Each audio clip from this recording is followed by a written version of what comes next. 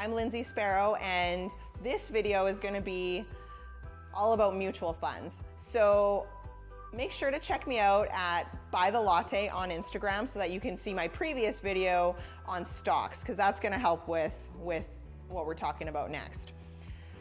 So mutual funds have gotten a really bad reputation.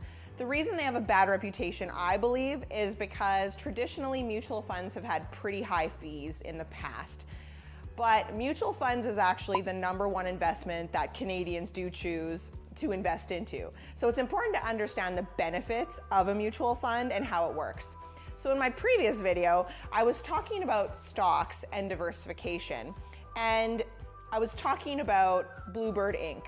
Now, as an investor, you want to make sure that you not only invest in one company, but you actually invest into many different companies so that in the end, you are diversifying out your risk, okay? This is exactly what a mutual fund does for you. So you don't have to go out and buy each individual stock one by one, pay trading commissions and all these things. A mutual fund puts it all together for you so that you have a well-diversified portfolio. So let's just say that this is my diversified portfolio of stocks. Now, if you are all in stocks, that means that you have a long time horizon. You should have a fair amount of time to be invested, because this whole basket of stocks, if the market goes through something rough, it's gonna move around a lot because it's all stocks.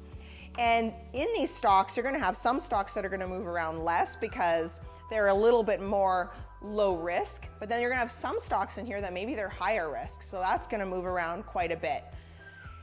A mutual fund can be anything from a very conservative portfolio up to a high risk or growth portfolio. And depending on a number of things, your age, how much time you have, what the end goal is for your money, will depend how you're gonna actually put your portfolio together.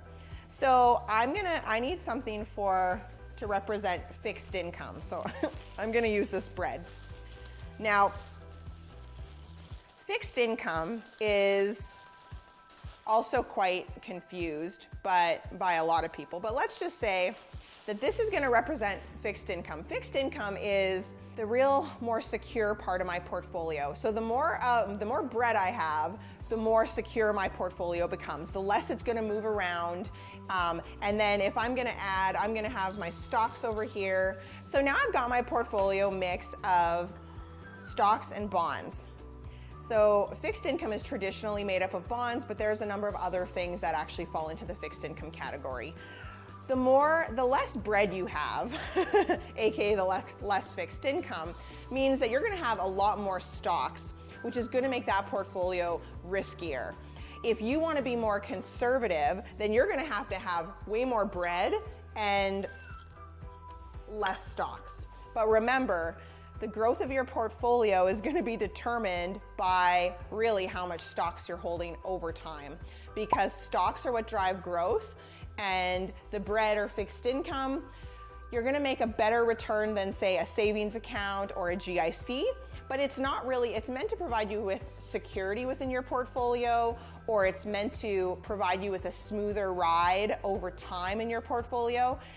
And the stocks are really there for growth. So if you're young and you've got all the time in the world to invest, then you need to probably have a lot more stocks and maybe even no bread at this point.